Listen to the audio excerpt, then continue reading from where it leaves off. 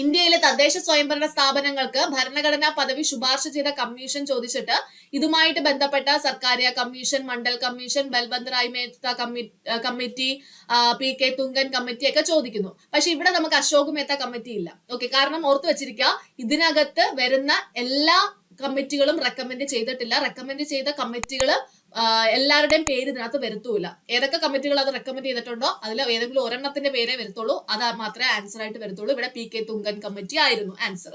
നമസ്കാരം, എല്ലാവർക്കും എൻട്രിയുടെ പുതിയൊരു ക്ലാസ്സിലേക്ക് സ്വാഗതം. ഞാൻ ലക്ഷ്മി TS. ഇന്ന് നമ്മള് പഞ്ചായത്തി രാജിന്റെ ഉത്ഭവത്തെ പറ്റിയിട്ടാണ് പഠിക്കാനായിട്ട് പോകുന്നത്. നമ്മുടെ LSG സെക്രട്ടറി പരീക്ഷയില് ഏറ്റവും പ്രധാനപ്പെട്ട ഒരു ഏരിയ തന്നെയാണ് ഈ ഒരു ഏരിയ എന്ന് ഞാൻ പ്രത്യേകമായിട്ട് എടുത്തു പറയേണ്ട ആവശ്യമില്ലല്ലോ.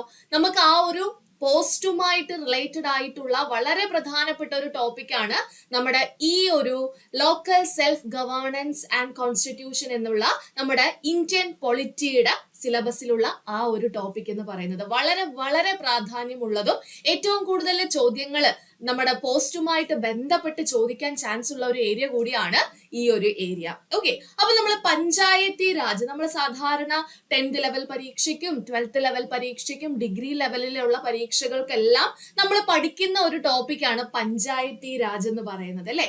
അപ്പൊ എന്താണ് പഞ്ചായത്തി രാജ് എന്നൊക്കെ ഒരുവിധം നിങ്ങൾക്ക് ഒരു ഐഡിയ ഉണ്ടായിരിക്കും. നമുക്ക് ഇനി കൂടുതൽ അതിനെക്കുറിച്ച് ഡീറ്റെയിൽ ആയിട്ട് പഠിക്കേണ്ടതായിട്ടുണ്ട്.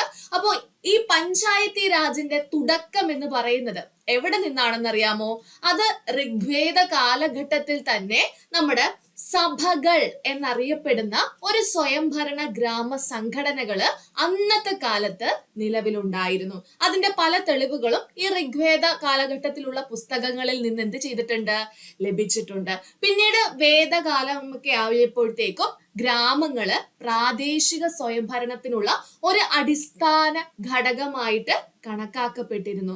പിന്നെ കുറെ കാലം അങ്ങോട്ടേക്ക് പോകും തോറും ഇത് പഞ്ചായത്തുകളായിട്ട് രൂപീകരിച്ചു. അന്നത്തെ പഞ്ചായത്ത് എന്ന വാക്ക് തന്നെ എന്താണ്?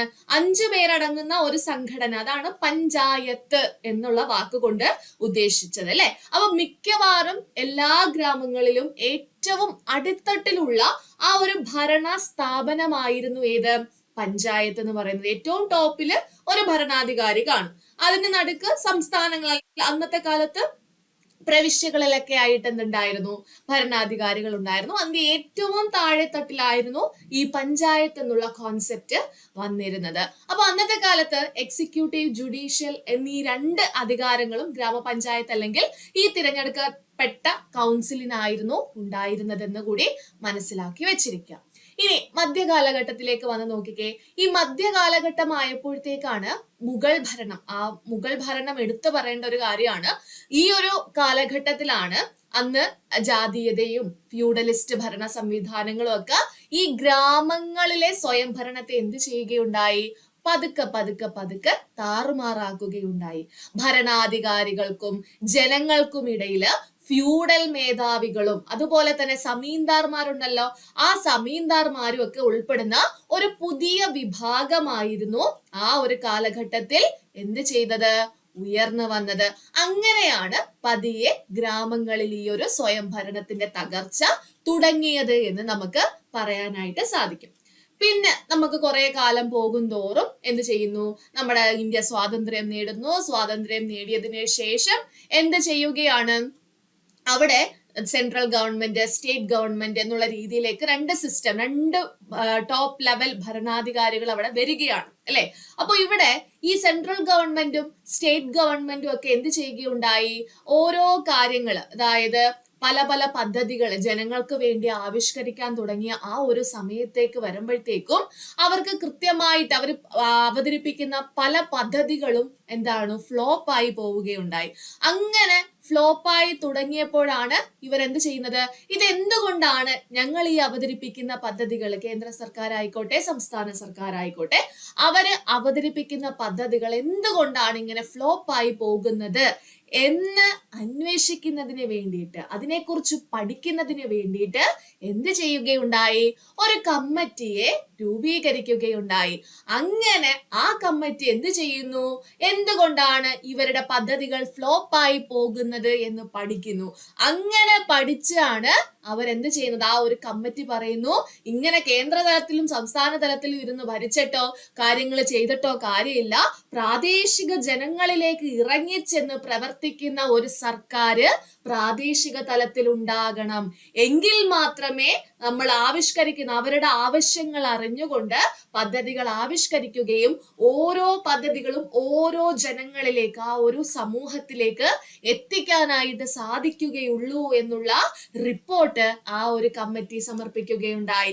പിന്നീടാണ് അതിനെ തുടർന്ന് പല പല കമ്മിറ്റികൾ അതിന് പിന്നിൽ പ്രവർത്തിക്കുന്നു. അതിന് ഇടയ്ക്ക് തന്നെ ആ ഒരു കമ്മിറ്റിയുടെ റിപ്പോർട്ട് പ്രകാരം തന്നെ എന്ത് ചെയ്യുകയുണ്ടായി, ആ ഒരു പഞ്ചായത്തി രാജ് സംവിധാനം, ഒരു ത്രിതല പഞ്ചായത്തി രാജ് സംവിധാനം നിലവിൽ വരികയുണ്ടായി.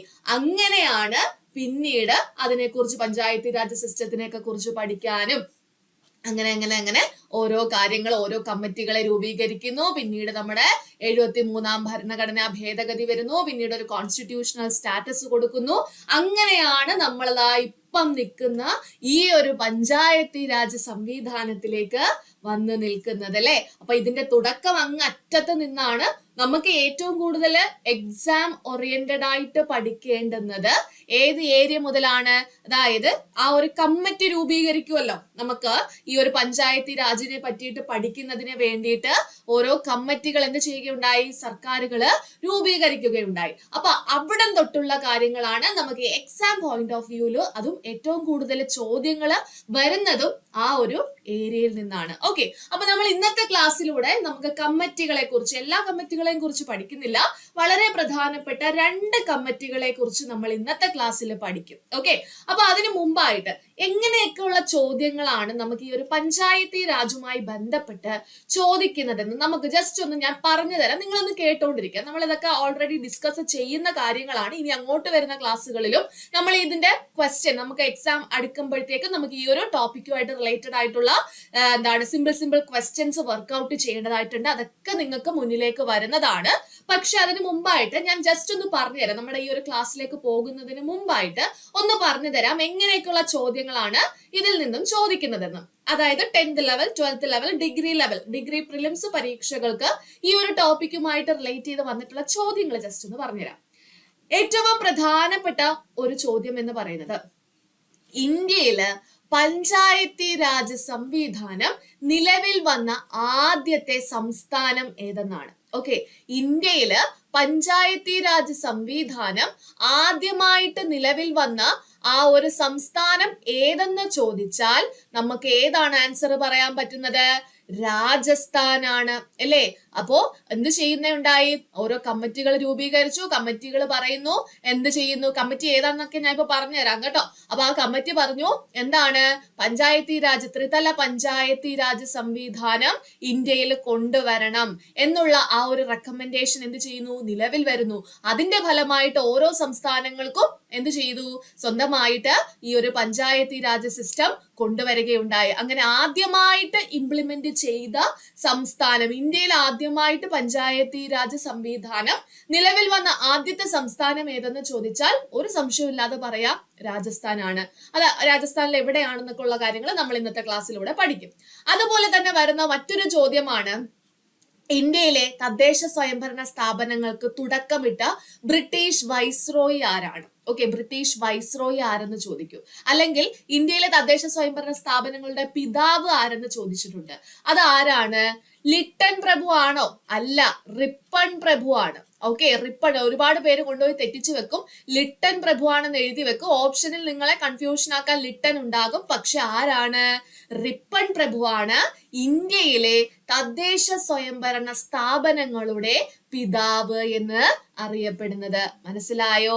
അതുപോലെ നമ്മളിതാ ഇന്ന് പഠിക്കാൻ പോകുന്ന ആ ഒരു കമ്മിറ്റിയുമായി ബന്ധപ്പെട്ട് എപ്പോഴും റിപ്പീറ്റ് ചെയ്ത് ചോദിക്കുന്ന ഒരു ചോദ്യം ഇതാണ്, ശ്രദ്ധിച്ചു കേട്ടോണം. ഇന്ത്യയില് ത്രിതല പഞ്ചായത്തി രാജ് സംവിധാനം നിലവിൽ വരാൻ കാരണമായ കമ്മിറ്റി ഏതാണ്? അതിന് ഉത്തരം ഇന്ന് നമ്മൾ പഠിക്കുന്നതിലൂടെ പഠിക്കും. ഞാൻ ഉത്തരം പറയട്ടെ, അത് ബൽവന്ത് റായ് മേത്ത കമ്മിറ്റിയാണ്. അപ്പൊ ഈ ഒരു പഞ്ചായത്തി രാജുമായി ബന്ധപ്പെട്ട് നമുക്ക് Balwant Rai Mehta committee, Ashok Mehta committee, Thungon committee, Singhvi committee, അങ്ങനെ പല കമ്മിറ്റികളെ പറ്റിയിട്ടും അവര് മുന്നോട്ട് വെച്ച റെക്കമെൻഡേഷൻസിനെ പറ്റിയിട്ടും പഠിക്കാനായിട്ടുണ്ട്. ഇത് വളരെ വളരെ വളരെ നിങ്ങൾക്ക് ഇനി ഞാൻ എടുത്തു പറയേണ്ട കാര്യമില്ല. ഞാൻ ഇതിന്റെ ക്വസ്റ്റ്യൻസ് ഞാൻ നിങ്ങൾക്ക് പിന്നീട് കാണിച്ചു തരാം. നമ്മുടെ സാധാരണ പരീക്ഷയ്ക്ക് പോലും, മെയിൻസ് പരീക്ഷ അല്ലാതെ പ്രിലിംസ് പരീക്ഷയ്ക്ക് പോലും എപ്പോഴും ക്വസ്റ്റ്യൻസ് വരുന്ന ഒരു ഏരിയ ആണ് ഇന്ന നിർദ്ദേശം മുന്നോട്ട് വെച്ച കമ്മിറ്റി ഏതാണ്. ഓക്കെ, അങ്ങനെ എപ്പോഴും ഈ ഒരു ഏരിയയിൽ നിന്ന് ക്വസ്റ്റ്യൻസ് വരുന്നുണ്ട്. അതുകൊണ്ട് വളരെ പ്രധാനപ്പെട്ട, നമുക്ക് ഏറ്റവും കൂടുതൽ ഇമ്പോർട്ടന്റ് ആയിട്ട് പഠിക്കേണ്ടുന്ന ഒരു ഏരിയ ആണ് നമ്മളിപ്പം ഈ ഒരു കമ്മിറ്റി എന്നുള്ള ആ ഒരു ഏരിയ. ഓക്കെ, പിന്നെ ഒരു ചോദ്യം കൂടി പറഞ്ഞിട്ട് നമുക്ക് ആ ഒരു ക്ലാസ്സിലേക്ക് നമുക്ക് കടക്കാം. അപ്പൊ നിങ്ങൾ വിചാരിക്കും ഇതുവരെ ഇത്രയും കാര്യം പറഞ്ഞുകൊണ്ടിരിക്കുവാണല്ലോ, നമ്മൾ പഠിക്കാനുള്ള കാര്യം തന്നെയാണ് പറഞ്ഞുകൊണ്ടിരിക്കുന്നത്, ചെറിയ ക്വസ്റ്റ്യൻസ് തന്നെയാണ് പറഞ്ഞു പോകുന്നത്. ആർക്കെങ്കിലും പുതിയതായിട്ട് കേൾക്കുന്നവർക്ക് അത് ഉപകാരപ്പെട്ടോട്ടെ. ഓൾറെഡി പഠിച്ചിട്ടിരിക്കുന്നവരാണെങ്കിൽ ജസ്റ്റ് ഒരു റിവിഷൻ പോലെ അങ്ങ് കേട്ടോണ്ടിരിക്കുക കേട്ടോ. ഓക്കെ, അപ്പൊ പഞ്ചായത്തി രാജ് സംവിധാനത്തിന് അല്ലെങ്കിൽ പഞ്ചായത്തി രാജിന് ഭരണഘടനാ സാധുത നൽകിയ ഭേദഗതി ഏതാണെന്ന് ചോദിച്ചാൽ ഏത് ഭേദഗതിയാണ് നമ്മൾ പറയേണ്ടത്? 1992 73 ഭരണഘടനാ ഭേദഗതിയാണ്. ഏതാണ്? 1992 73 ഭരണഘടനാ ഭേദഗതിക്കാണ് പഞ്ചായത്തി രാജ് സംവിധാനത്തിന് എന്ത് നൽകുന്നത്? ഭരണഘടനാ സാധുത നൽകുന്നത്. ഓക്കെ, അപ്പൊ ഇത്രയും ഒരു ഐഡിയ നിങ്ങൾക്ക് മനസ്സിലായി കാണുമല്ലോ. എങ്ങനെയാണ് പഞ്ചായത്തി രാജിന്റെ തുടക്കം എന്നുള്ളത് മനസ്സിലായി കാണുമല്ലോ. ഓക്കെ, അങ്ങനെയാണെങ്കിൽ തുടക്കം എന്താണെന്ന് കുറച്ചും കൂടെ, അതിന്റെ ഉത്ഭവം എങ്ങനെയാണെന്ന് കുറച്ചും കൂടെ ഒന്ന് മനസ്സിലാക്കുന്നതിന് വേണ്ടിയിട്ട് നമുക്ക് ക്ലാസ്സിലേക്ക് കടക്കാം. ഓക്കെ, അപ്പൊ നമ്മൾ ഇന്ന് നോക്കാൻ പോകുന്നത് കമ്മിറ്റി ആൻഡ് ഇമ്പോർട്ടന്റ് റെക്കമെൻഡേഷൻസ് എന്നുള്ള ടോപ്പിക് ആണ്. ഇവിടെ കണ്ടന്റ് ഇംഗ്ലീഷിലാണ് കൊടുക്കുന്നതെങ്കിലും നമുക്ക് മലയാളത്തിലാണ് ഞാൻ നിങ്ങൾക്ക് മാക്സിമം എക്സ്പ്ലെയിൻ ചെയ്ത് തരുന്നത്. നിങ്ങൾ സാധാരണ രീതിയിൽ മലയാളത്തിൽ അങ്ങ് കേട്ടങ്ങിരിക്കുക, ഷോർട്ട് നോട്ടൊക്കെ ഒന്ന് പ്രിപ്പയർ ചെയ്ത് വെച്ചിരിക്കുക. ഓക്കെ ആണോ? അപ്പൊ അതിനു മുമ്പായിട്ട് ഒരു കാര്യം കൂടി പറയട്ടെ. നമ്മുടെ ഡിഗ്രി ലെവൽ ചാനൽ സബ്സ്ക്രൈബ് ചെയ്യാത്തവർ ആരെങ്കിലും ഉണ്ടെങ്കിൽ ഒന്ന് സബ്സ്ക്രൈബ് ചെയ്തിരിക്കുക. നിങ്ങൾക്ക് ഡിഗ്രി ലെവൽ പരീക്ഷകളുമായിട്ട് ബേസ് ചെയ്തുകൊണ്ടുള്ള എല്ലാ കണ്ടന്റ്സും അതുപോലെ നോട്ടിഫിക്കേഷൻ റിലേറ്റഡ് ആയിട്ടുള്ള കാര്യങ്ങളും എല്ലാം നിങ്ങൾക്ക് ഈ ഒരു ചാനലിലായിരിക്കും വരുന്നത്. അതുപോലെ തന്നെ നമ്മുടെ LSGS മെയിൻസ് കോഴ്സിൽ ജോയിൻ ചെയ്യാൻ ഉള്ളവരുണ്ടെങ്കിൽ നമ്മുടെ ഡിസ്ക്രിപ്ഷൻ ബോക്സിൽ അതിന്റെ ഫോം കൊടുത്തിട്ടുണ്ട്. നിങ്ങൾക്ക് അതിനകത്ത് ഫോം ഫില്ല് ചെയ്ത് കൊടുത്തു കഴിഞ്ഞാൽ എൻട്രി ഡയറക്റ്റ് നിങ്ങളെ കോൺടാക്ട് ചെയ്തോളും. അതിന്റെ ഡീറ്റെയിൽസ് ഒക്കെ നിങ്ങൾക്ക് പറഞ്ഞു തന്നോളും കേട്ടോ. ഓക്കെ, അപ്പൊ നമുക്ക് ടോപ്പിക്കിലേക്ക് വരാം. ഇന്ന് നമ്മൾ നോക്കാൻ പോകുന്നത് വളരെ പ്രധാനപ്പെട്ട 2 കമ്മിറ്റീസിനെ പറ്റിയിട്ടാണ്. എല്ലാം കൂടെ പഠിപ്പിച്ച് ഞാൻ കൺഫ്യൂഷൻ ആക്കുന്നില്ല. വളരെ പ്രധാനപ്പെട്ട 2 കമ്മിറ്റീസിനെ പറ്റിയിട്ട് മാത്രമേ ഞാൻ ഇന്ന് നിങ്ങൾക്ക് പറഞ്ഞു തരുന്നുള്ളൂ. ഓക്കെ, ബാക്കി നമുക്ക് അങ്ങോട്ടേക്ക് പോകുമ്പോൾ നമുക്ക് ഓരോരോ കാര്യങ്ങൾ ഡിസ്കസ് ചെയ്യാം. ആദ്യം നമ്മള് പഠിക്കാൻ പോകുന്ന കമ്മിറ്റിയുടെ പേരൊന്ന് ആദ്യമേ പഠിച്ചേ. എന്താണ് പേര്? ബൽവന്ത് റായി മേത്ത കമ്മിറ്റി എന്നാണ്. എന്താണ്? ബൽവന്ത് റായി മേത്ത കമ്മിറ്റി. ആദ്യം നിങ്ങൾ പഠിക്കേണ്ടുന്നത് ഇതിന്റെ വർഷമാണ്. ബൽവന്ത് റായി മേത്ത കമ്മിറ്റിയുടെ വർഷം എന്താണെന്ന് അറിയാമോ? അത് 1957 ആണ്. ഒന്ന് ആലോചിച്ച് നോക്കിക്കേ. 1957 ആ ഒരു കാലഘട്ടം തൊട്ടേ എന്ത് ചെയ്തിട്ടുണ്ടായിരുന്നു? ഈ ഒരു പഞ്ചായത്തി രാജ് സംവിധാനം നിലവിൽ വരുന്നതിന്റെ ആ ഒരു സ്റ്റാർട്ടിംഗ് പോയിന്റ് നമുക്ക് ആ സ്വാതന്ത്ര്യം കിട്ടിയ ആ ഒരു കാലഘട്ടത്തിൽ തന്നെ സ്റ്റാർട്ട് ചെയ്തിട്ടുണ്ടായിരുന്നു അല്ലെ. അപ്പോ ഈ ബൽവന്ത് റായി മേത്ത കമ്മിറ്റിയുടെ ഏറ്റവും പ്രധാനപ്പെട്ട പോയിന്റ് എന്താണെന്ന് ചോദിച്ചാൽ ഈ ഒരു കമ്മിറ്റിയാണ് ഇന്ത്യയില് ഒരു 3 ടയർ പഞ്ചായത്തി രാജ് സിസ്റ്റം വേണം എന്നുള്ള റെക്കമെൻഡേഷൻ കൊണ്ടുവന്നത്. 3 ടയർ മീൻസ് ത്രിതല പഞ്ചായത്ത്. ഓക്കെ, ത്രിതല പഞ്ചായത്ത് സംവിധാനം കൊണ്ടുവരണം എന്നുള്ള റെക്കമെൻഡേഷൻ കൊണ്ടുവന്ന ആദ്യത്തെ കമ്മിറ്റിയാണ് ഏത് കമ്മിറ്റി എന്ന് പറയുന്നത്?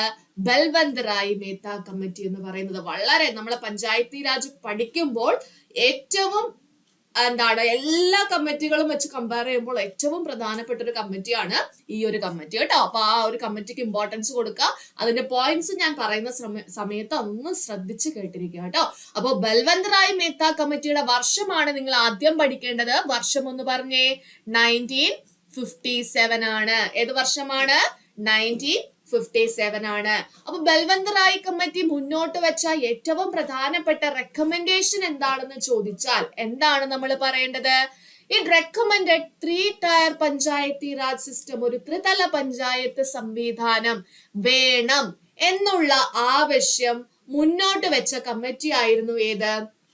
ബൽവന്ത് റായ് മേത്ത കമ്മിറ്റി. മനസ്സിലായോ? ഓക്കെ, അങ്ങനെയാണെങ്കിൽ നമുക്ക് ആദ്യം ബൽവന്ത് റായ് മേത്ത കമ്മിറ്റിയെ പറ്റി പഠിക്കാം. അതിനു മുമ്പായിട്ട് അശോക് മേത്ത കമ്മിറ്റിയുടെ കാര്യം കൂടി ഒന്ന് നോക്കിക്കേ. അശോക് മേത്ത കമ്മിറ്റിയുടെ വർഷം എന്ന് പറയുന്നത് 1977 ആണ്. ഓക്കെ, 1977 ആണ് അശോക് മേത്ത കമ്മിറ്റി. അശോക് മേത്ത കമ്മിറ്റി മുന്നോട്ട് വെച്ച ഏറ്റവും പ്രധാനപ്പെട്ട ഒരു റെക്കമെൻഡേഷൻ എന്താണ്? ബൽവന്ത് റായ് മേത്ത കമ്മിറ്റി പറഞ്ഞ പോലെ ത്രിതല വേണ്ട. ഓക്കെ, 3 തല വേണ്ട, പകരം എന്ത് മതി? 2 തല മതി. ദ്വിതല. ഓക്കെ, ദ്വിതല സംവിധാനം വേണം, അഥവാ 2 ടയർ പഞ്ചായത്തി രാജ് സിസ്റ്റം വേണം എന്നുള്ള റെക്കമെൻഡേഷൻ ആണ് ആര് മുന്നോട്ട് വെച്ചത്? അശോക് മേത്ത കമ്മിറ്റി മുന്നോട്ട് വെച്ചത്. മനസ്സിലായോ? ബൽവന്ത് റായ് മേത്ത കമ്മിറ്റി മുന്നോട്ട് വെച്ച റെക്കമെൻഡേഷൻ എന്ന് പറയുന്നത് ഒരു ത്രിതല പഞ്ചായത്ത് സംവിധാനമാണ്. എന്നാൽ അശോക് മേത്ത കമ്മിറ്റി മുന്നോട്ട് വെച്ച ആ ഒരു റെക്കമെൻഡേഷൻ എന്ന് പറയുന്നത് ത്രിതലം വേണ്ട, ദ്വിതലം മതി, 2 തല മതി. ഓക്കെ, അപ്പൊ അതാണ് എന്ത് ഈ ഒരു മെയിൻ റെക്കമെൻഡേഷൻ എന്ന് പറയുന്നത്. ഇനി നമുക്ക് ആദ്യം ബൽവന്ത് റായ് മേത്ത കമ്മിറ്റിയെ പറ്റിയിട്ട് പഠിക്കാം. ഓക്കെ, അപ്പൊ ശ്രദ്ധിച്ചിരുന്നോളാ, ബൽവന്ത് റായ് മേത്ത കമ്മിറ്റി. ഓക്കെ, നമ്മൾ പറഞ്ഞു, ഞാൻ വീണ്ടും വീണ്ടും എടുത്തു പറയുമ്പോൾ നിങ്ങൾക്കത് ബോറായിട്ട് തോന്നാം, എങ്കിലും പറയുകയാണ്. പഞ്ചായത്തി രാജ് പഠിക്കുമ്പോൾ അവിടെ ഏറ്റവും പ്രധാനപ്പെട്ട ഒരു കമ്മിറ്റിയാണ് ബൽവന്ത് റായ് മേത്ത കമ്മിറ്റി. ആ ഒരു കാര്യം മനസ്സിൽ വെച്ചിട്ട് വേണം നിങ്ങൾ ഇനി അങ്ങോട്ട് ഞാൻ പറയുന്ന കാര്യങ്ങൾ ശ്രദ്ധിച്ച് കേൾക്കാൻ. ഓക്കെ, സോ ആദ്യം നമ്മള് വർഷം പഠിച്ചു. 1957 ആണ്, മറന്നു പോകത്തില്ലല്ലോ. 1947 അല്ല, പകരം 10 വർഷം കഴിഞ്ഞു. 1957 ബൽവന്ത് റായ് മേത്ത കമ്മിറ്റി വരുന്നത്. അപ്പൊ ഈ ഒരു കമ്മിറ്റിയുടെ ചെയർമാൻ ആരാണ് മക്കളെ?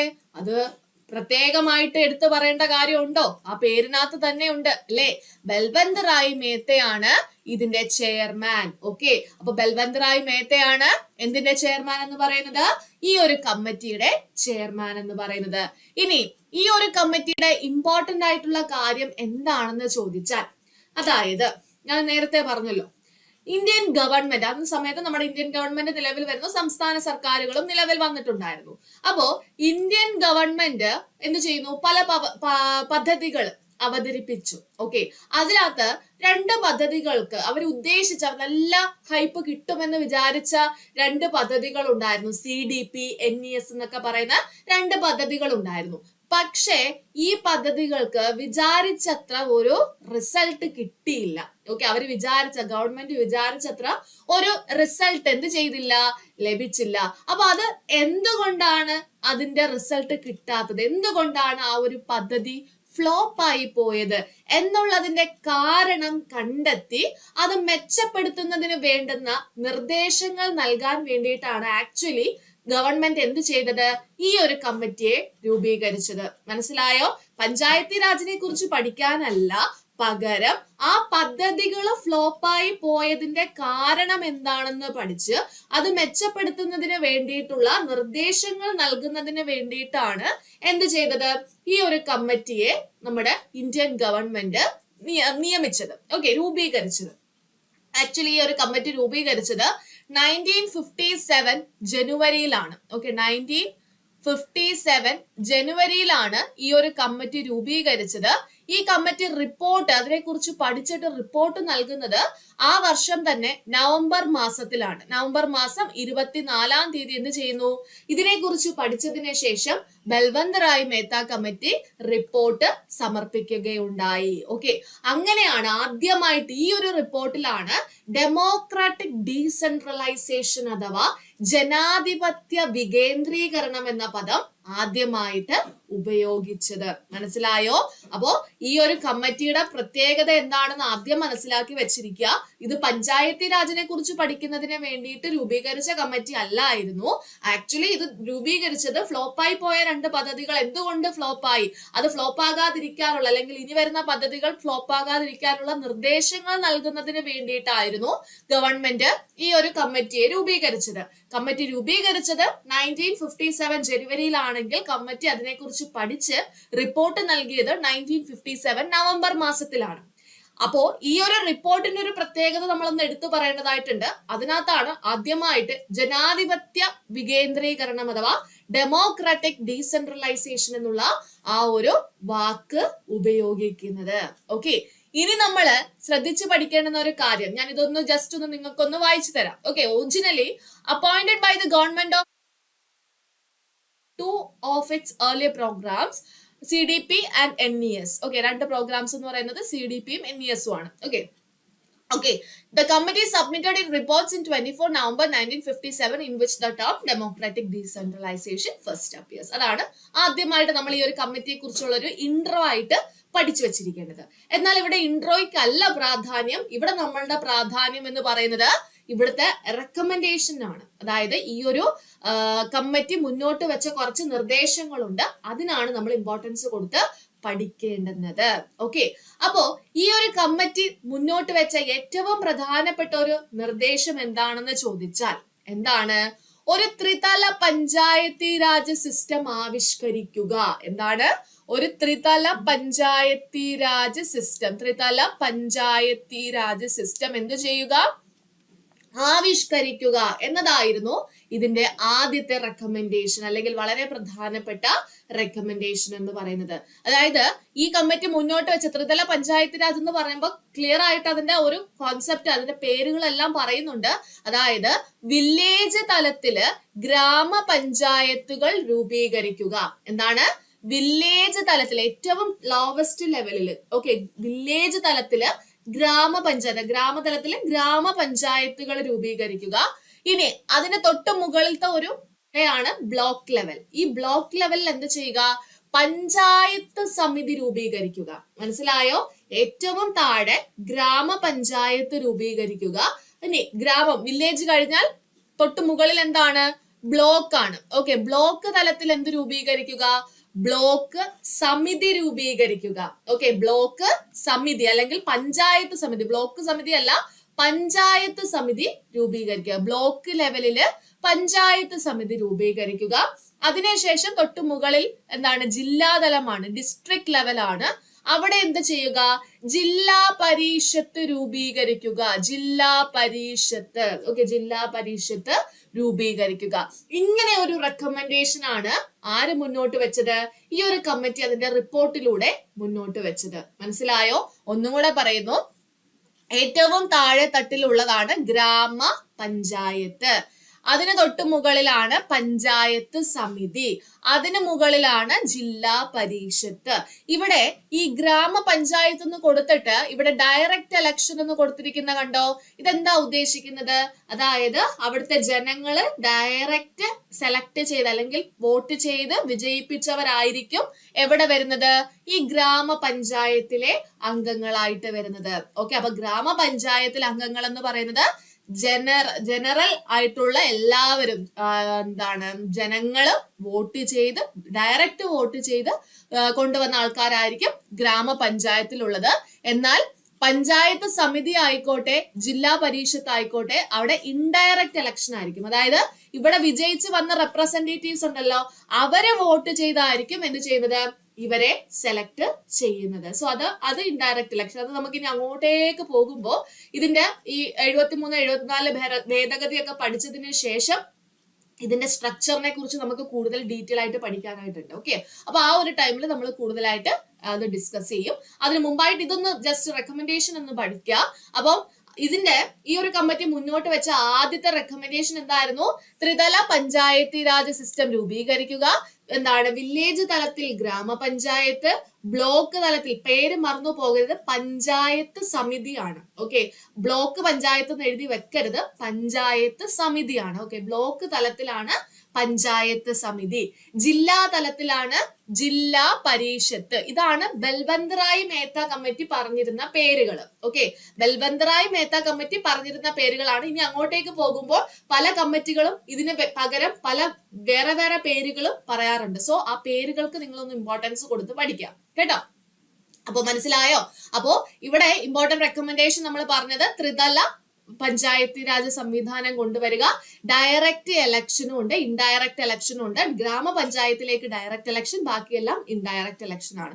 ഈ ഒരു സിസ്റ്റം ആയിരുന്നു കമ്മിറ്റി മുന്നോട്ട് വെച്ച ഏറ്റവും പ്രധാനപ്പെട്ട ഒരു കാര്യം. കാരണം എന്താണ് ഇങ്ങനെ ഒരു സിസ്റ്റം ആവിഷ്കരിക്കാൻ പറഞ്ഞതിന്റെ കാരണം എന്താണ്? അതായത് ഈ ആവിഷ്കരിക്കുന്ന പദ്ധതികൾ എന്ത് ചെയ്യണം? ജനങ്ങളിലേക്ക് എത്തണം. ജനങ്ങളിലേക്ക് എത്തണമെങ്കിൽ അവിടെ പ്രാദേശിക തലത്തിൽ ഒരു സർക്കാർ രൂപീകരിക്കണം.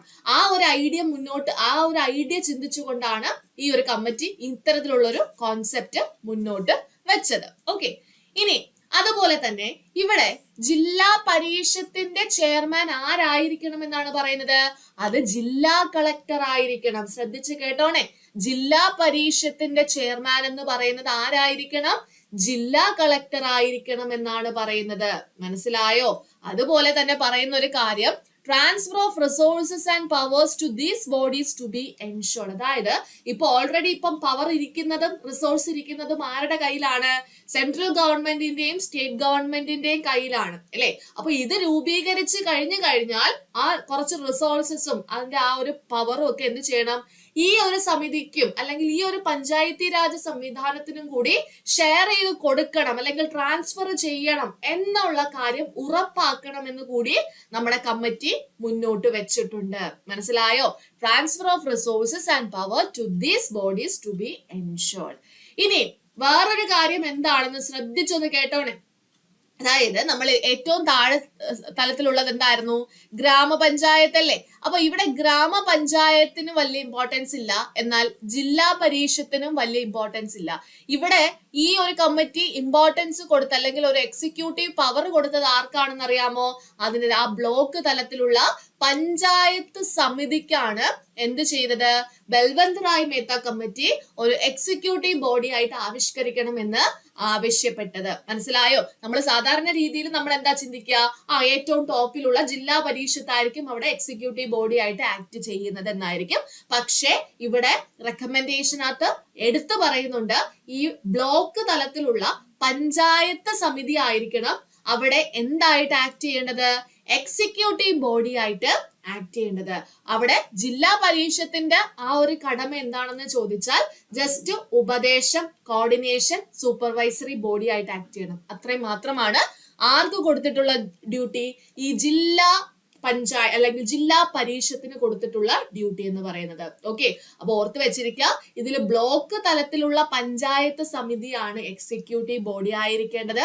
ജില്ലാ പരിഷത്ത് എന്ന് പറയുന്നത് ഇറ്റ്സ് ജസ്റ്റ് ആൻ ഉപദേശക ഏകോപന മേൽനോട്ട സമിതി ആയിരിക്കണം. ഓക്കെ, എന്താണ്? ഉപദേശക ഏകോപന മേൽനോട്ട സമിതി ആയിരിക്കണം എന്നാണ് പറയുന്നത്. ഇതാണ് നമ്മുടെ ബൽവന്ത് റായ് കമ്മിറ്റി മുന്നോട്ട് വെച്ച പ്രധാനപ്പെട്ട റെക്കമെൻഡേഷൻ എന്ന് പറയുന്നത്. മനസ്സിലായോ? അപ്പൊ ഞാൻ ഇനി വീണ്ടും പറയണോ? റെക്കമെൻഡേഷൻ പ്രധാനമായും ബൽവന്ത് റായ് മേത്ത കമ്മിറ്റി മുന്നോട്ട് വെച്ച റെക്കമെൻഡേഷൻ എന്ന് പറയുന്നത് എന്താണ്? ഒരു ത്രിതല പഞ്ചായത്ത് രാജ് സംവിധാനം നടപ്പിലാക്കണം. ഏറ്റവും ടോപ്പില് ജില്ലാ പരിഷത്ത്, ജില്ലാ തലത്തിലാണ്. ഇനി ബ്ലോക്ക് തലത്തിലെ പഞ്ചായത്ത് സമിതി, ഇനി ഏറ്റവും താഴെ വില്ലേജ് തലത്തിൽ എന്താണ്? ഗ്രാമപഞ്ചായത്താണ്. പിന്നെ പറയുന്നത് എന്താണ്? ഈ ജില്ലാ പരിഷത്തിന്റെ ചെയർമാൻ എന്ന് പറയുന്നത് ആരായിരിക്കണം? ജില്ലാ കളക്ടർ ആയിരിക്കണം. പിന്നെ ഈ ഒരു വിഭവങ്ങളായിക്കോട്ടെ, അധികാരങ്ങളായിക്കോട്ടെ, അത് ഈ സ്ഥാപനങ്ങളിലേക്ക് കൈമാറുന്നത് ഉറപ്പാക്കുകയും വേണമെന്ന് കൂടി റെക്കമെൻഡേഷനിൽ പറയുന്നുണ്ട്. പിന്നെ വളരെ പ്രധാനപ്പെട്ട ഒരു പോയിന്റ് എന്ന് പറയുന്നത്, ഇതില് ബ്ലോക്ക് തലത്തിലുള്ള പഞ്ചായത്ത് സമിതിയാണ് എക്സിക്യൂട്ടീവ് ബോഡി ആയിട്ട് പ്രവർത്തിക്കേണ്ടത്. ബാക്കി ജില്ലാ പരിഷത്ത് എങ്ങനെയാണ് ആക്ട് ചെയ്യേണ്ടത്? അത് ഒരു ഉപദേശക ഏകോപന മേൽനോട്ട സമിതി ആയിട്ടാണ് ആക്ട് ചെയ്യേണ്ടതെന്നാണ് പറയുന്നത്.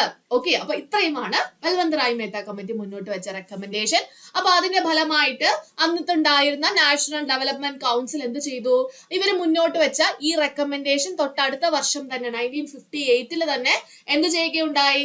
അംഗീകരിക്കുകയുണ്ടായി. പക്ഷേ it did not insist on a single definite pattern to be followed to be establishment of these institution. അതായത് ഒരു സെയിം പാറ്റേണിൽ തന്നെ എല്ലാ സംസ്ഥാനങ്ങളിലും ഇത് രൂപീകരിക്കണം എന്നൊരു അടിച്ചമർത്തൽ സംഭവങ്ങളൊന്നും ഈ റെക്കമെൻഡേഷനിൽ ഇല്ലായിരുന്നു. അപ്പൊ അവിടെ എന്ത് ലഭിച്ചു? സംസ്ഥാനങ്ങൾക്ക് ഒരു ഫ്രീഡം, ഈ ഒരു പഞ്ചായത്ത് രാജ് സംവിധാനം കൊണ്ടുവരുന്നതിനകത്ത് ഒരു ഫ്രീഡം ലഭിച്ചു. അതായത് അവർക്ക് ഇഷ്ടമുള്ള രീതിയിൽ, ഇഷ്ടമുള്ള എന്ന് പറയുമ്പോൾ തോന്നുന്ന പോലെയല്ല, ഈ ഒരു റെക്കമെൻഡേഷന്റെ അടിസ്ഥാനത്തിൽ 3 തലങ്ങളിലൊക്കെ ആയിട്ട് ഒരു ബേസിക് സ്ട്രക്ചർ ഇതായിരിക്കും. പക്ഷെ അതിന് ഉള്ളിലേക്ക് വരുമ്പോൾ അതിന്റെ പവേഴ്സ്, ഫങ്ഷൻസ്, കാര്യങ്ങളെല്ലാം എന്ത് ചെയ്തു, സംസ്ഥാനങ്ങൾക്ക് ഇഷ്ടമുള്ള രീതിയിൽ അവരുടെ ആ ഒരു രീതിയിൽ എന്ത് ചെയ്തു, അറേഞ്ച് ചെയ്യുകയുണ്ടായി. അപ്പൊ ഇവിടെ മനസ്സിലാക്കേണ്ടുന്ന കാര്യം, ഇത് എന്ത് ചെയ്തു, അന്നുണ്ടായിരുന്ന നാഷണൽ ഡെവലപ്മെന്റ് കൗൺസിൽ ഇത് അംഗീകരിച്ചു.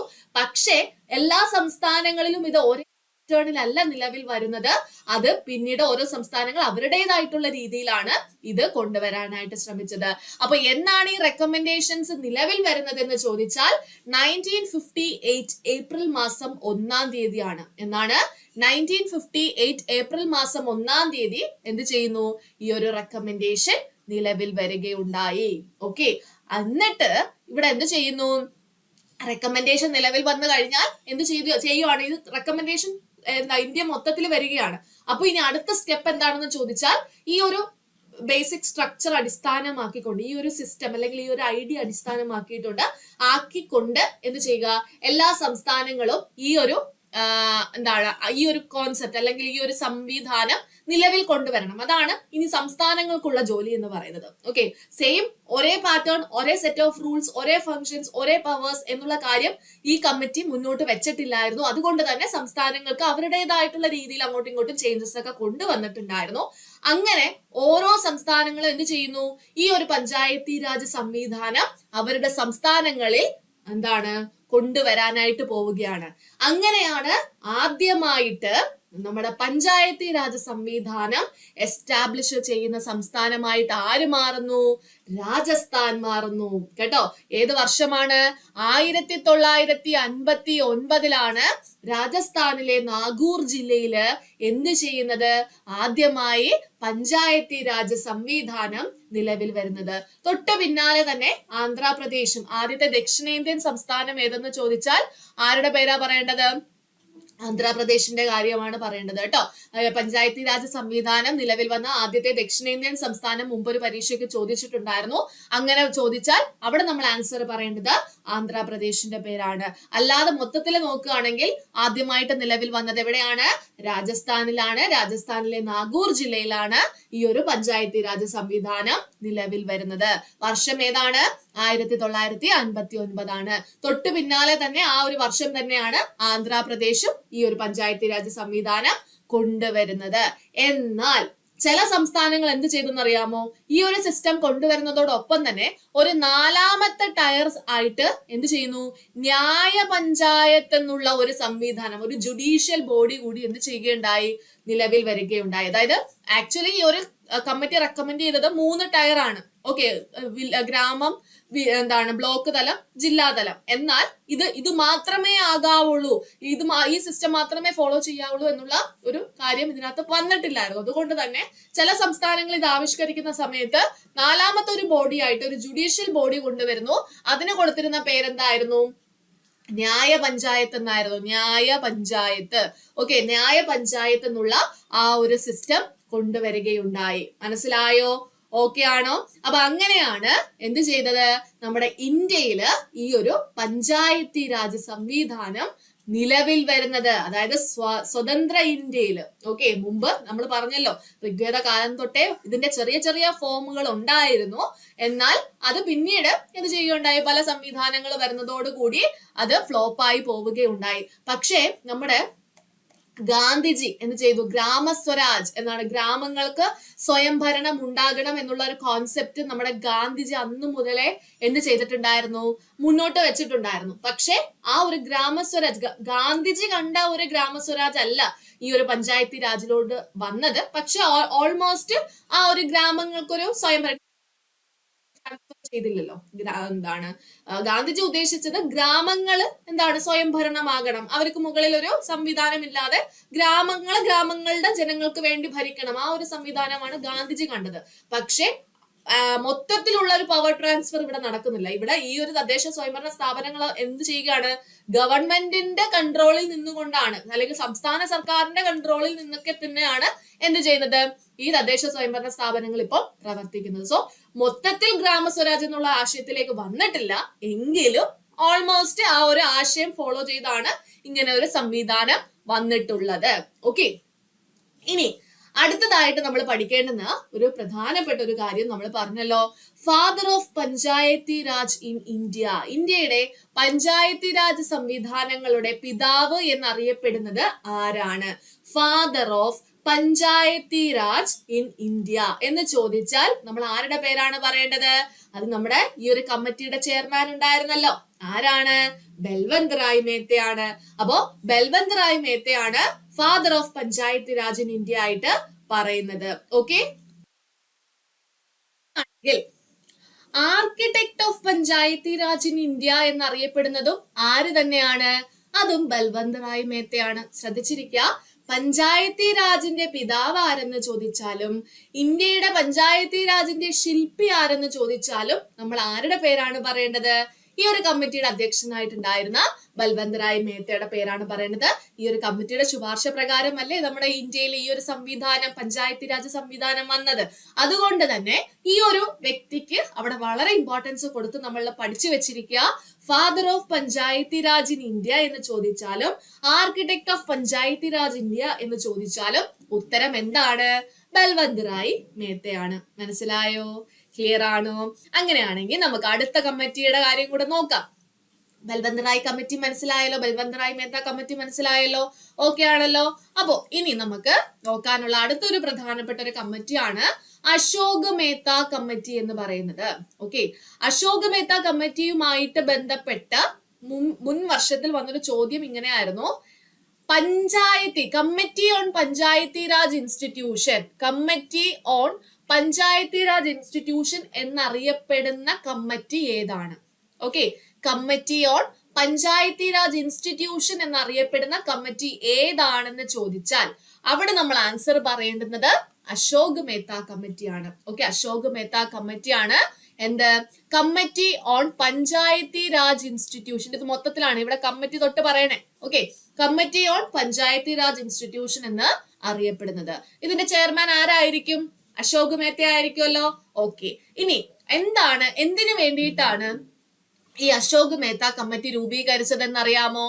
അതായത് നമുക്ക് എന്തായിരുന്നു, ഈ ഓൾറെഡി എന്ത് ചെയ്തു? പഞ്ചായത്ത് രാജ് സംവിധാനം ഒക്കെ വന്നല്ലോ. 57, 58, 59 എന്ത് ചെയ്യുന്നു? നിലവിൽ വരുന്നു. ഓക്കെ, നിലവിൽ വന്നതിന് ശേഷം ഇപ്പൊ 77 77 ആയപ്പോഴത്തേക്കും എന്ത് ചെയ്യുന്നു? ഈ അന്നത്തെ രൂപീകരിച്ച പഞ്ചായത്തി രാജ് സംവിധാനങ്ങള് ഒരു ഉദ്ദേശിച്ച പോലെ പ്രവർത്തിക്കാത്തൊരവസ്ഥയായി. അതായത് കുറച്ചും കൂടെ ഒന്ന് നല്ലതുപോലെ ഒന്ന് സിസ്റ്റം ഒക്കെ ഒന്ന് മാറ്റി കുറച്ചൊന്ന് അഡ്വാൻസ്ഡ് ആക്കുന്നതിന് വേണ്ടിയിട്ട് അന്ന് നമ്മുടെ ഭരണത്തിൽ ഉണ്ടായിരുന്നത് ജനതാ സർക്കാരായിരുന്നു. അപ്പൊ ഈ ജനതാ സർക്കാർ എന്ത് ചെയ്യുന്നു? ഈ ഒരു കമ്മിറ്റി, അശോക് മേത്ത കമ്മിറ്റിയെ പഞ്ചായത്തി രാജ് സംവിധാനങ്ങളെ കുറിച്ച് പഠിക്കുന്നതിന് വേണ്ടിയിട്ട് നിയോഗിക്കുകയുണ്ടായി. ഓക്കെ, മറ്റേ കമ്മിറ്റി വേറൊരു പദ്ധതിക്ക് വേണ്ടി രൂപീകരിച്ചു. ഇനി അതിനെ കുറിച്ച് പഠിക്കുന്നതിന് വേണ്ടി, പഞ്ചായത്തി രാജ് സംവിധാനങ്ങളെ പറ്റി പഠിക്കുന്നതിന് വേണ്ടിയിട്ടാണ് ജനതാ സർക്കാർ എന്ത് ചെയ്യുന്നത്? ഈ ഒരു അശോക് മേത്ത കമ്മിറ്റിയെ രൂപീകരിക്കുന്നത്. ഈ കമ്മിറ്റി നമ്മൾ പറഞ്ഞല്ലോ, അറിയപ്പെടുന്ന പേര് committee on Panchayati Raj institution എന്നാണ്. കാരണം എന്താണെന്ന് അറിയാമോ? ഇതുവരെ ഇല്ലാത്ത രീതിയിൽ ഈ ഒരു കമ്മിറ്റി 132 നിർദ്ദേശങ്ങളാണ് മുന്നോട്ട് വെച്ചത്. മനസ്സിലായോ? 1, 2 ഒന്നും അല്ല. ബൽവന്ത് റായ് മേത്ത ആണെങ്കിൽ കുറച്ച് കാര്യങ്ങൾ, വളരെ പ്രധാനപ്പെട്ട കുറച്ച് കാര്യങ്ങളാണ് മുന്നോട്ട് വെച്ചത്. പക്ഷേ പഞ്ചായത്തി രാജ് സംവിധാനങ്ങളെ കുറിച്ച് പഠിച്ച ഈ ഒരു അശോക് മേത്ത കമ്മിറ്റി എന്ത് ചെയ്തു? 132 റെക്കമെൻഡേഷൻസ് മുന്നോട്ട് വെക്കുകയുണ്ടായി. എത്രയാണ്? 132. 1, 2, 3 ആണോ? അല്ല, 1, 3, 2 ആണ് കേട്ടോ. 132 റെക്കമെൻഡേഷൻ ആണ് ഇവര് മുന്നോട്ട് വെച്ചത്. അപ്പൊ നമ്മൾ എന്ത് ചെയ്യണം? 132 റെക്കമെൻഡേഷനും പഠിക്കണോ? വേണ്ട. നമുക്ക് എക്സാം പോയിന്റ് ഓഫ് വ്യൂല് ഈ അശോക് മേത്ത കമ്മിറ്റി മുന്നോട്ട് വെച്ച പ്രധാനപ്പെട്ട കുറച്ച് ഒരു 7-8 റെക്കമെൻഡേഷൻസ് മാത്രം പഠിച്ചാൽ മതി. ഓക്കെ, ക്ലിയർ ആണോ? അങ്ങനെയാണെങ്കിൽ നമുക്ക് റെക്കമെൻഡേഷൻസ് എന്തൊക്കെയാണെന്ന് നോക്കാം. ശ്രദ്ധിച്ചു കേട്ടോണേ. ഇവിടെ ത്രിതല സംവിധാനം ആദ്യം വന്ന ഒരു കാര്യം എന്ന് പറയുന്നത്, നേരത്തെ നമ്മള് ബൽവന്ത് റായ് മേത്ത ത്രിതലമായി ആണല്ലോ പറഞ്ഞത്. പക്ഷെ അശോക് മേത്ത പറയുന്നു എന്താണ്? ത്രിതല സംവിധാനത്തിന് പകരം ഒരു ദ്വിതല സംവിധാനം കൊണ്ടുവരിക. ഒരു 3 tier system of Panchayati Raj replace by 2 tier system. ഒരു ത്രിതലം മാറ്റി എന്ത് കൊണ്ടുവരണം? ദ്വിതല പഞ്ചായത്തി രാജ് സിസ്റ്റം കൊണ്ടുവരണം എന്ന് പറയുന്നു. അവിടെ എന്താ പറയുന്നത്?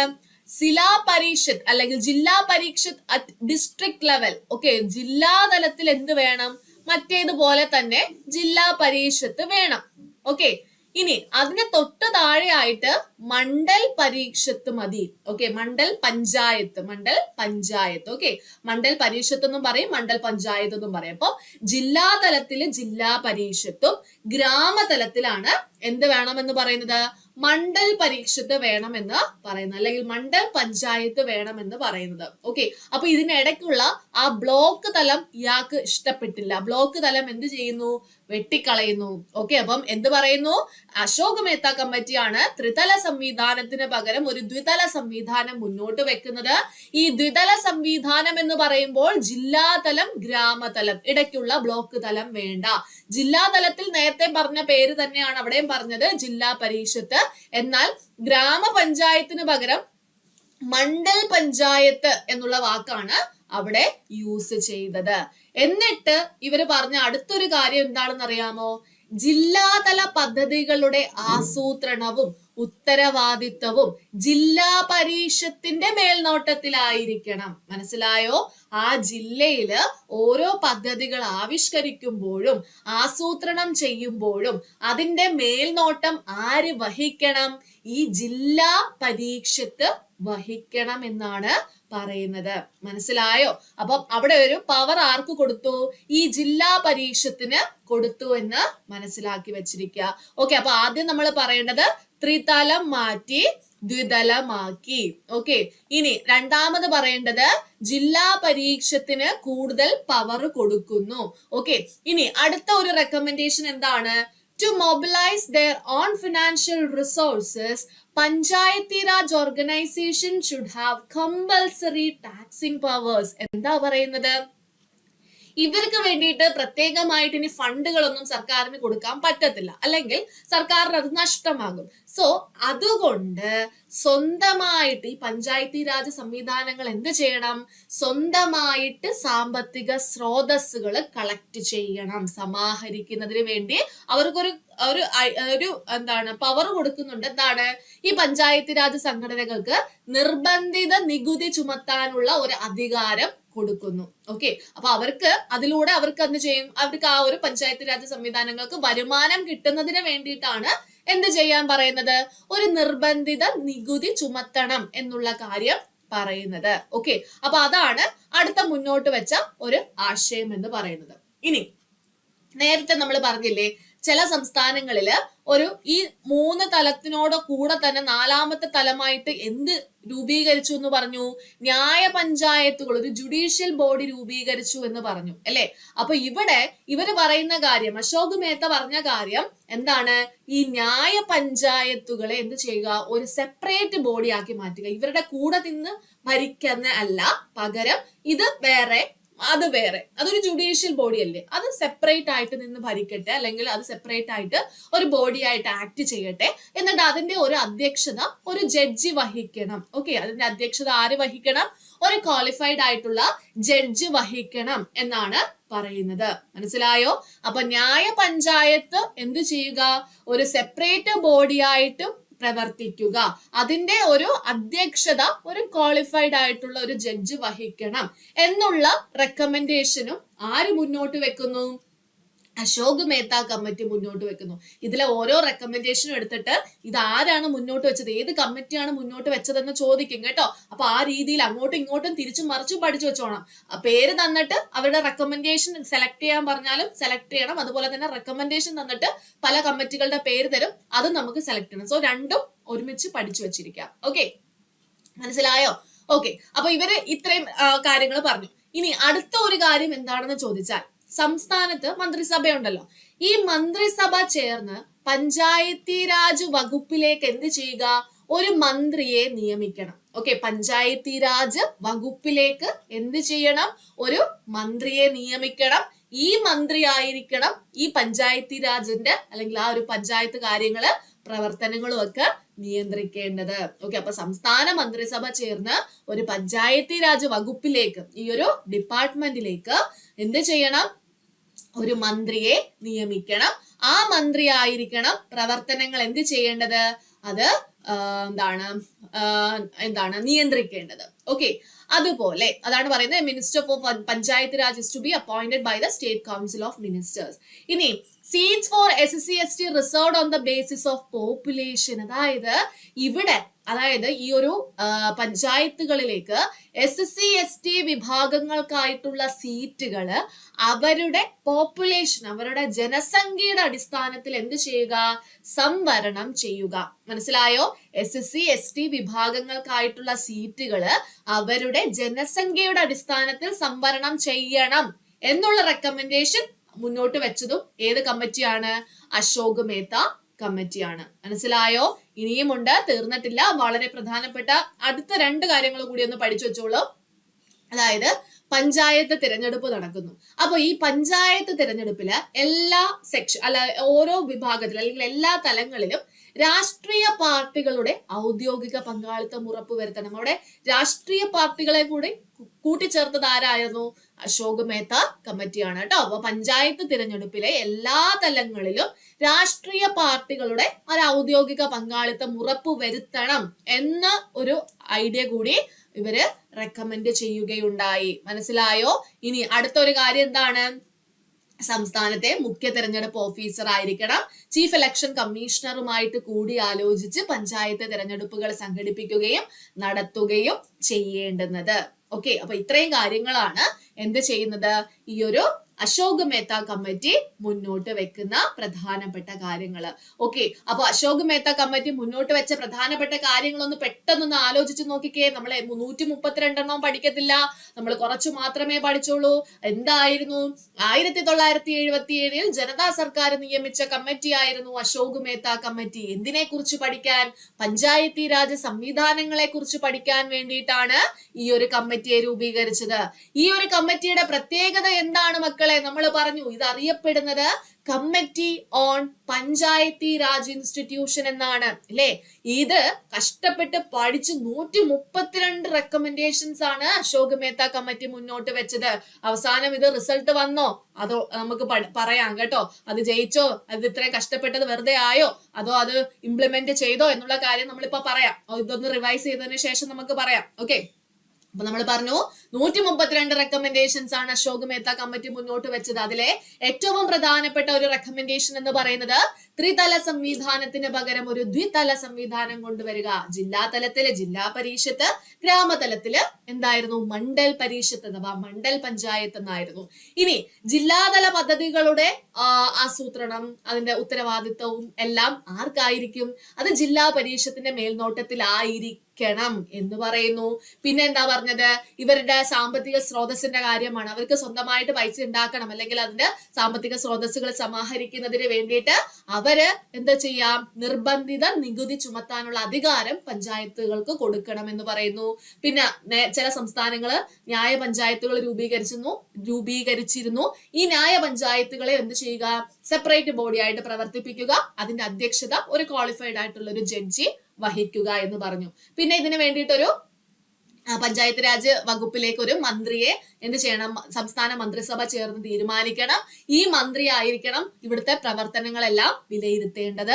പിന്നെ നമ്മൾ SC/ST വിഭാഗങ്ങളുടെ കേസാണ് പറഞ്ഞത്. അവർക്ക് അവരുടെ പോപ്പുലേഷന്റെ അടിസ്ഥാനത്തിലായിരിക്കണം അവർക്ക് എന്ത് ചെയ്യേണ്ടത്? സീറ്റുകൾ സംവരണം ചെയ്യേണ്ടത്. പിന്നെ തെരഞ്ഞെടുപ്പിനകത്ത് രാഷ്ട്രീയ പാർട്ടികളെ എന്ത് ചെയ്യണം? എല്ലാ ഘട്ടങ്ങളിലും ഉൾപ്പെടുത്തണം എന്ന് പറഞ്ഞു. അവസാനം നമ്മൾ പറഞ്ഞത് മുഖ്യ തെരഞ്ഞെടുപ്പ് ഓഫീസർ, സംസ്ഥാനത്തെ മുഖ്യ തെരഞ്ഞെടുപ്പ് ഓഫീസർ ചീഫ് ഇലക്ഷൻ കമ്മീഷണറുമായിട്ട് കൂടിയാലോചിച്ചായിരിക്കണം പഞ്ചായത്ത് തെരഞ്ഞെടുപ്പ് എന്ത് ചെയ്യേണ്ടത്? സംഘടിപ്പിക്കേണ്ടതും നടത്തേണ്ടതും. ഓക്കെ, ഇനി അവസാനം എന്ത് സംഭവിച്ചു എന്നുള്ള കാര്യത്തിലേക്ക് നമുക്ക് പോകാം. എന്താണ്? അതിനു മുമ്പ് ഒരു ചോദ്യം നോക്കിക്കേ. ഈ ഒരു അശോക് മേത്ത കമ്മിറ്റിയിൽ ഉണ്ടായിരുന്ന മലയാളി അംഗം ആരാണ്?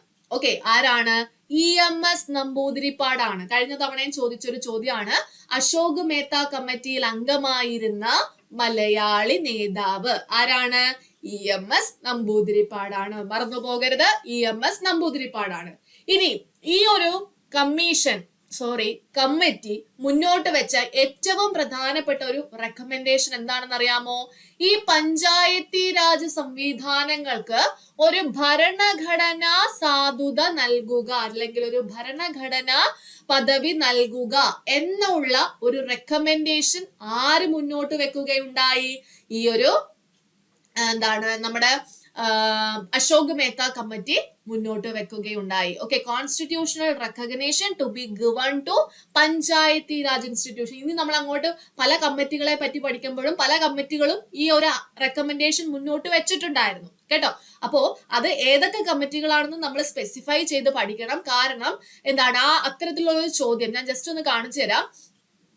ഇന്ത്യയിലെ തദ്ദേശ സ്വയംഭരണ സ്ഥാപനങ്ങൾക്ക് ഭരണഘടനാ പദവി ശുപാർശ ചെയ്ത കമ്മീഷൻ ചോദിച്ചിട്ട് ഇതുമായിട്ട് ബന്ധപ്പെട്ട Sarkaria commission, Mandal commission, Balwant Rai Mehta committee, PK Thungon committee ഒക്കെ ചോദിക്കുന്നു. പക്ഷെ ഇവിടെ നമുക്ക് അശോക് മേത്ത കമ്മിറ്റി ഇല്ല. ഓക്കെ, കാരണം ഓർത്തു വെച്ചിരിക്കുക, ഇതിനകത്ത് വരുന്ന എല്ലാ കമ്മിറ്റികളും റെക്കമെൻഡ് ചെയ്തിട്ടില്ല. റെക്കമെൻഡ് ചെയ്ത കമ്മിറ്റികൾ എല്ലാവരുടെയും പേര് ഇതിനകത്ത് വരുത്തൂല. ഏതൊക്കെ കമ്മിറ്റികൾ അത് റെക്കമെൻഡ് ചെയ്തിട്ടുണ്ടോ അതിൽ ഏതെങ്കിലും ഒരെണ്ണത്തിന്റെ പേരേ വരുത്തുള്ളൂ. അത് മാത്രമേ ആൻസർ ആയിട്ട് വരുത്തുള്ളൂ. ഇവിടെ PK തുങ്കൻ കമ്മിറ്റി ആയിരുന്നു ആൻസർ.